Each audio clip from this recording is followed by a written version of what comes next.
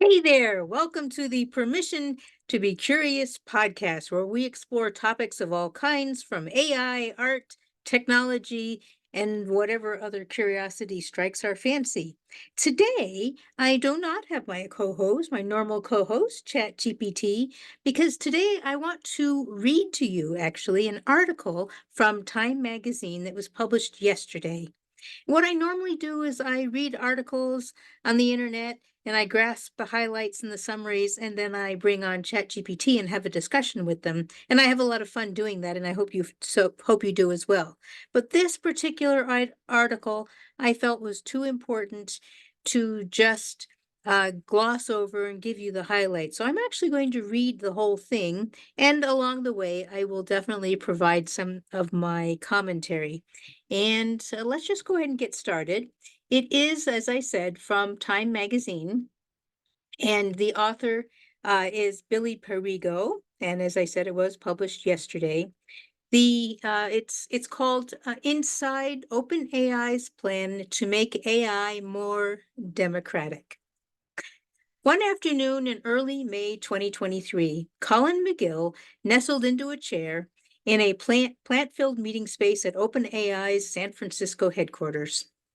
He was surrounded by 7 staff from the world's leading artificial intelligence lab, which had launched ChatGPT a few months earlier. One of them was Wojciech Zaremba, an OpenAI co-founder. He wanted McGill's help. For over a decade, McGill had been toiling in relative obscurity as the co-founder of Polis, a nonprofit open source tech platform for carrying out public deliberations. Democracy, in McGill's view, had barely evolved in hundreds of years, even as the world around it had transformed unrecognizably. Each voter has a multitude of beliefs they must distill down into a single signal, one vote every few years. The heterogeneity of every individual gets lost and distorted, with the result that democratic systems often barely reflect the will of the people and tend toward polarization. Sound familiar? Polis, launched in 2012, was McGill's solution. The system worked by allowing users to articulate their views in short statements and letting them vote on others. Using machine learning, the system could produce detailed maps of users' values, clearly identifying the clusters of people with similar beliefs. But the real innovation was simpler. With this data, Polis could surface statements that even groups who usually disagreed could agree upon. In other words, it cut through polarization and offered a path forward. The Taiwanese government saw enough promise in Polis to integrate it into its political process. And Twitter, now X, tapped a version of the technology to power its Community Notes fact-checking feature. Now, OpenAI had come knocking. Teams of computer scientists at OpenAI were trying to address the technical problem of how to align their AIs to human values. But strategy and policy-focused staff inside the company were also grappling with the thorny corollaries. Exactly whose values should AI reflect, and who should get to decide? Step aside a moment here for my commentary a little bit. I'm often chatting with ChatGPT about all the latest innovations and technologies that AI provides, and ChatGPT almost always reminds me that ethical considerations of AI must be taken into account as we move forward. How do we determine whose ethics and what ethics means? It's really a super interesting and very complex issue, which is why I tend to kind of leave it aside because it's not quite as much fun, but it is super important, especially moving forward as we're doing more and more things with AI. So let's continue. OpenAI's leaders were loath to make those decisions unilaterally. They had seen the political quagmire that social media companies became stuck in during the 2010s, when a small group of Silicon Valley billionaires set the rules of public discourse for billions. And yet, they were also uneasy about handing power over their AIs to governments or regulators alone. Instead, the AI lab was searching for a third way, going directly to the people. McGill's work was the closest thing it had found to a blueprint. Zaremba had an enticing proposal for McGill. Both men knew that Polis's technology was effective but labor-intensive. It required humans to facilitate the deliberations that happened on the platform and analyze the data afterwards. It was complicated, slow, and expensive. Factors McGill suspected were limiting its uptake in democracies around the world. Large language models, LLMs, the powerful AI systems that underpin tools like ChatGPT, could help overcome those bottlenecks, Zaremba told him. Chatbots seemed uniquely suited to the task of discussing complex topics with people, asking follow-up questions, and identifying areas of consensus. 11 days after their meeting, Zaremba sent McGill a video of a working prototype in action. That's sci-fi, McGill thought to himself excitedly. Then he accepted Zaremba's invitation to advise OpenAI on one of its most ambitious AI governance projects to date. The company wanted to find out whether deliberative technologies like Polis could provide a path toward AI alignment, upon which large swaths of the public could agree. In return, McGill might learn whether LLMs were the missing puzzle piece he was looking for to help Polis finally overcome the flaws he saw in democracy. On May 25, OpenAI announced on its blog that it was seeking applications for a $1 million program called Democratic Inputs to AI. 10 teams would each receive $100,000 to develop proof of concepts for a democratic process that could answer questions about what rules AI systems should follow. There is currently no coherent mechanism for accurately taking the global public's temperature on anything, let alone a matter as complex as the behavior of AI systems. OpenAI was trying to find one.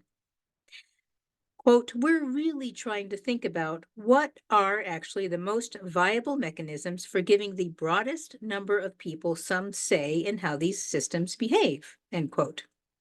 OpenAI's head of global affairs, Anna Makanju, told Time in November, because even regulation is going to fall, obviously, short of that.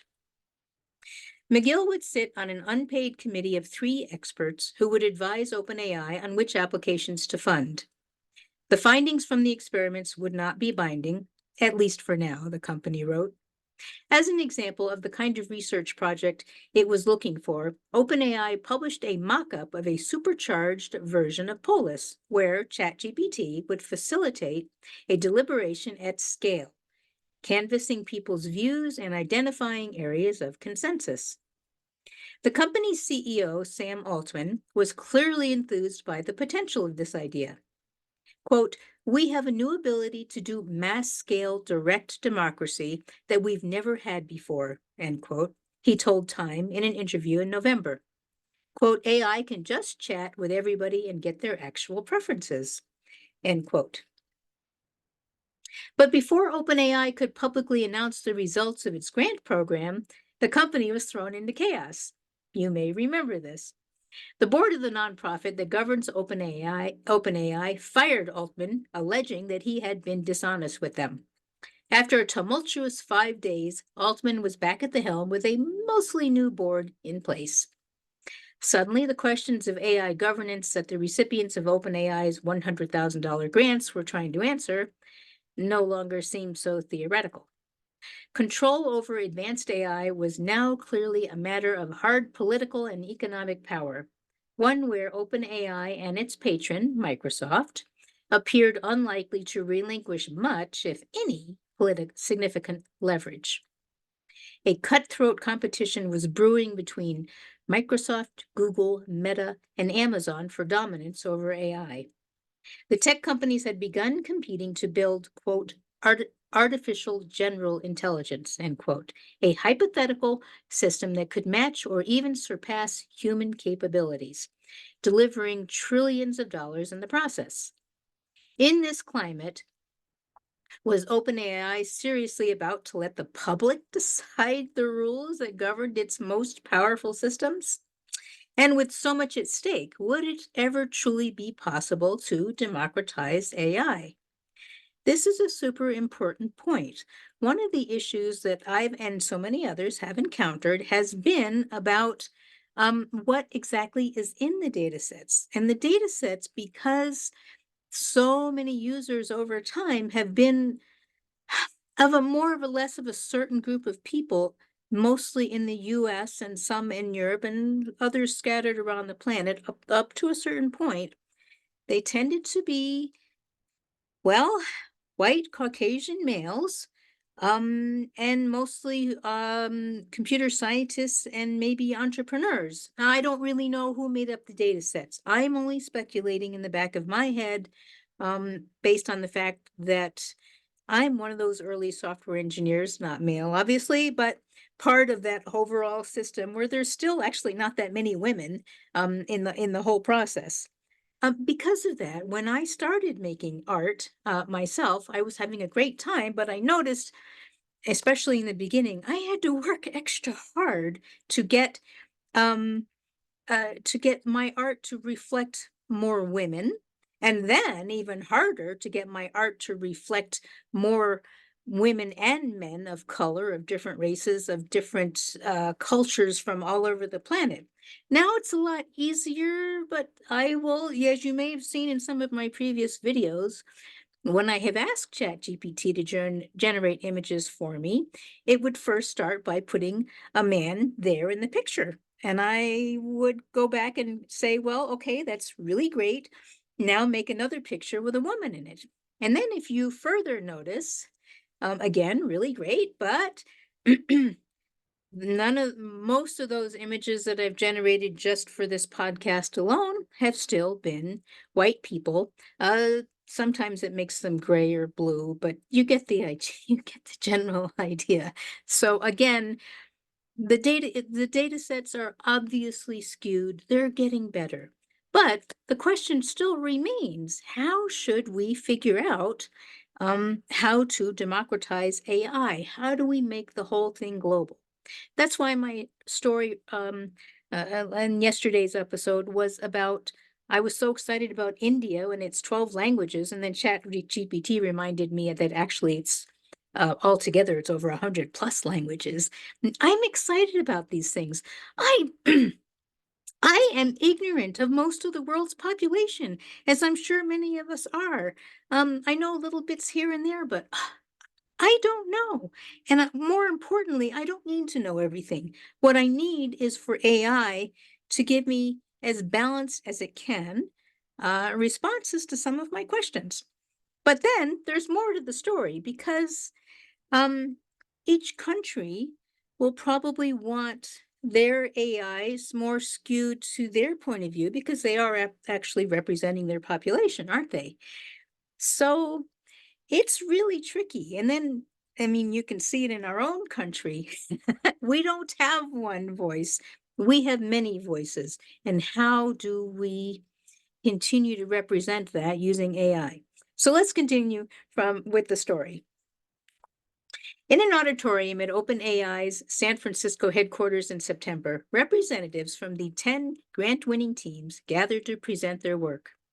2 large indoor palms flanked the stage, and a row of creeping plants hung over a projector screen. Got the image? A warm golden light filled the room. Taina Ilundu, a researcher at OpenAI, took to the podium to welcome the gathered guests. Quote, in our charter, we expressly make the commitment to build AI that benefits all of humanity, end quote, she told them, referring to a document to which OpenAI staff are expected to adhere. Quote, with humanity's multitude of goals and ambitions, that is a tall order, end quote. Was it even possible to design a system that could reflect the public's democratic will? What would such a system look like? How to address the fact that AI systems benefit some communities more than others? Quote, these are questions that we are grappling with, and we need to seriously question who has the authority and legitimacy to create such systems, Elundu said. It's not an easy question, and so that's why we've tasked all of you with solving it. End quote. Laughter rippled across the room. I would have said nervous laughter. The next speaker put a finer point on the gravity of the occasion. Quote, you can't really benefit someone if you don't take their input. And as human beings, we all want agency over the things that play an important role in our lives, end quote, said OpenAI product manager Teddy Lee. Quote, therefore, as these AI models get more powerful and more widely used, ensuring that a significant representative portion of the world's population gets a say in how they behave is extremely important, end quote. One of the people in the audience was Andrew Konya. Before he submitted a grant application to OpenAI's program, Konya had been working with the United Nations on ceasefire and peace agreements. His tech company, Remesh, made its money helping companies conduct market research. But the UN found a use for its tools in countries like Libya and Yemen, where protracted civil conflicts were simmering. Quote, we were comfortable with coming up with 10 bullet points on a piece of paper that people who normally disagree on things can actually come together and agree on, Konya says of Remesh. If there is middle ground to be found, we can find it. The experience led Konya, an earnest man in his mid-30s with thick square glasses, to wonder whether Remesh might be able to help AI companies align their products more closely to human preferences. He submitted a proposal to OpenAI's grant program. He wanted to test whether a GPT-4 powered version of Remesh could consult a representative sample of the public about an issue and produce a policy document, quote, representing informed public consensus, end quote. It was a test run, in a sense, of the AI-powered mass-scale direct democracy that had so enthused Altman. An algorithm called bridging-based ranking, similar to the one used by Polis, would surface statements that the largest number of democratic groups could agree on. Then GPT-4 would synthesize them into a policy document. Human experts would be drafted in to refine the policy before it was put through another round of public consultation and then a vote. OpenAI accepted the proposal and wired Konya $100,000. As Konya saw it, the stakes were high. Quote, when I started the program, I leaned skeptical about their intentions, Konya tells Time, referring to OpenAI. But the vibe that I got as we started engaging with them was that they really took their mission dead seriously to make AGI, artificial general intelligence, benefit everyone, and they legitimately wanted to ensure that it did not cause harm. They seemed to be uncomfortable with themselves holding the power of deciding what policies AGI should follow, how it should behave, and what goals it should pursue, end quote. Konya is keen to stress that his team's experiment had plenty of limitations. For one, it required GPT-4 to compress the abundant, nuanced results of a public deliberation down into a single policy document. Large language models are good at distilling large quantities of information down into digestible chunks, but because their inner workings are opaque, it is hard to verify that they always do this in a fashion that is 100% representative of their source material. And as systems that are trained to emulate statistical patterns in large quantities of training data originating from the internet, there is a risk that the biases in this data could lead them to disproportionately ignore certain viewpoints or amplify others in ways difficult to trace. On top of that, they are also known to hallucinate or confabulate information. I've definitely seen this myself with ChatGPT. And of course, one of the things that I talk about on some of my programs is that you need to refine your requests. And it's also up to you to pay attention to the results and either go out and do further research or trust your own judgment sometimes on whether something might not, just doesn't seem quite right. It's always best to err on the side of caution and go do further research. You could ask a different AI for one, but you can also do your own research on the internet. We humans are still capable of doing that, and I highly encourage it. Back to the story. Integrating a system with these flaws into the heart of a democratic process still seems inherently risky. Quote, I don't think we have a good solution, end quote, Konya says. His team's duct tape remedies included publishing the contents of the deliberations so people could audit their results, putting a human in the loop to monitor GPT-4's summaries for accuracy, and subjecting those AI-generated summaries to a vote to check they still reflected the public will. Quote, that does not eliminate those failure modes at all, Konya admits. It just statistically reduces their intensity. There were other limitations beyond the ones intrinsic to GPT-4. Konya's algorithm didn't surface policies that the largest number of participants could agree on.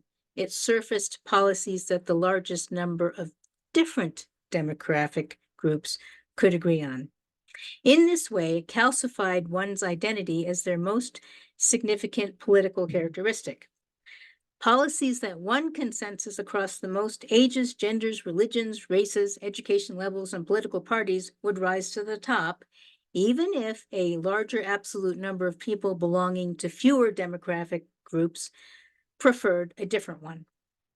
It was a characteristic designed to protect the system from, quote, tyranny of the majority, end quote, Konya says. But it also underlined how fraught future battles were likely to be over who gets the right to decide the structure of any system built to democratically crowdsource values for AI to follow. Should the public get a say in that too?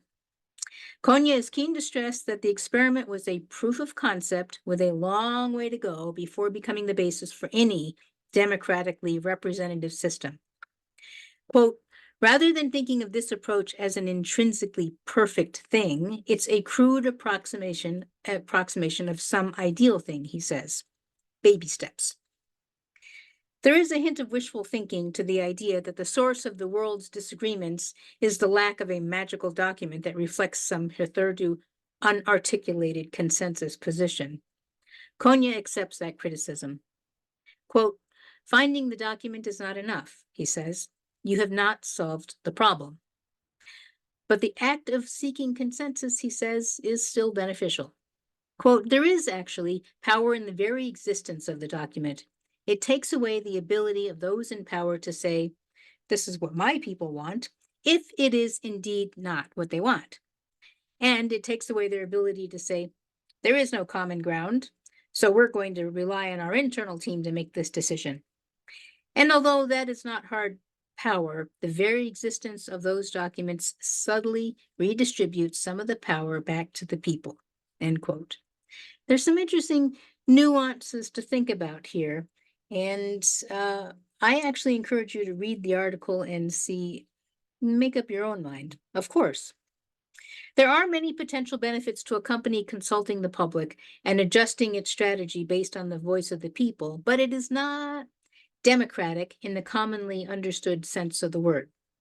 Quote, democracy is about constraints, says Alex Krasodomsky, a member of a team from London-based policy think tank Chatham House that received a grant from OpenAI as part of the project.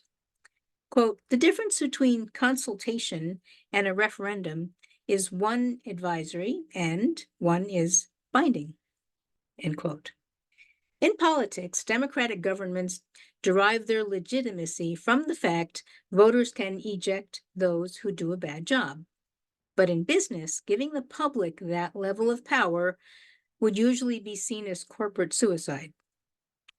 Quote, technology companies are in a really tough spot because they may want to go to the public and build legitimacy for the decisions they make, Krasodomsky says. But slowing down risks falling behind in the race, end quote.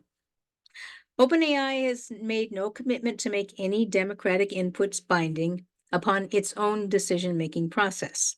In fairness, at this stage, it would be strange if it had. Quote, right now, we're focusing on the quite narrow context of how could we even do it credibly, says Ilundu, one of the 2 OpenAI staffers who ran the project. Quote, I can't speak to the company's future decisions, especially with the competitive environment in the future. We hope that this could be very helpful for our goals, which are specifically to continue to let AI systems benefit humanity, end quote. We don't want to be in a place where we wish we had done this sooner, says Lee, the other staffer. We want to work on it now. For McGill, the name of the program he advised OpenAI on, Democratic Inputs to AI, is a slight misnomer. Quote, they use democracy more loosely than I would, he says. Still, he's overjoyed by the life that OpenAI's $1 million in grants has breathed into deliberative technologies, a corner of the nonprofit tech ecosystem that has long been overlooked by deep-pocketed investors.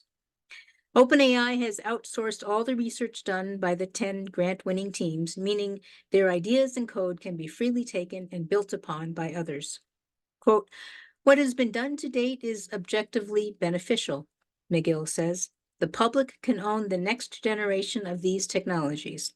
It would be worrying if they didn't, end quote. The board chaos at OpenAI meant the company had to delay by 2 months its announcements of the program's results. When that announcement finally came in a January blog post, OpenAI also said it would establish a new team called Collective Alignment, but led by Ilundu and Lee, the staffers in charge of the grant program. Their new responsibilities would include building a system to collect democratic public input into how OpenAI's systems should behave and encoding that behavior into its models. The public, in other words, might soon be able to signal to OpenAI what values and behaviors should be reflected in some of the most powerful new technologies in the world. But the question of power remained unaddressed. Would those signals ultimately be advisory or binding? Quote, if any company were to consult the public through some kind of democratic process and were told to stop or slow down, would they do it? Could they do it? Krasodomsky says. I think the answer at the moment is no. Altman gave an unequivocal answer to that question during an interview with Time in November. Would his company ever really stop building AGI if the public told them to? Quote, we'd respect that, end quote, the OpenAI CEO said. And with that, the article is ended. So I'd like to ask you, what are your thoughts? This is no easy issue. This is complex, but super important. AGI could be here. It might not show up for another 100 years. We really don't know. Either way, in our own minds, we at least need to decide. We need to understand for ourselves what it is we want from AI, how it is we intend to work with AI, and should there be AGI, artificial general intelligence, or other forms, what will that look like? What will our relationships look like? What is it that we want to accomplish ultimately? So I know this has been far longer than most of my typical podcast episodes, but I thought it was such an important topic, and I don't normally read articles aloud on camera. But again, I thought it was super well written. Thank you, Time. Thank you, Ben Perrigo. I'd have to go look that up again. Apologize. But thanks to you for writing the article, and let us know your thoughts. Put something in the comments below. Would love to engage with you here, engage with you in the Facebook group, Permission to Be Curious. And take your conversation and your thoughts elsewhere to your groups of friends, the people that you engage with, and really think about this. It's not easy, but we need to decide what we want. And with that, I'm going to end today's episode. As always, if you have questions, comments, please put them below. If you liked this or found it useful, please indicate that as well. I super appreciate that. If you want like more, please subscribe to this channel. And I always welcome questions on future topics that you would like covered. As always, Teresa Ekholm signing off. Stay curious and keep discovering.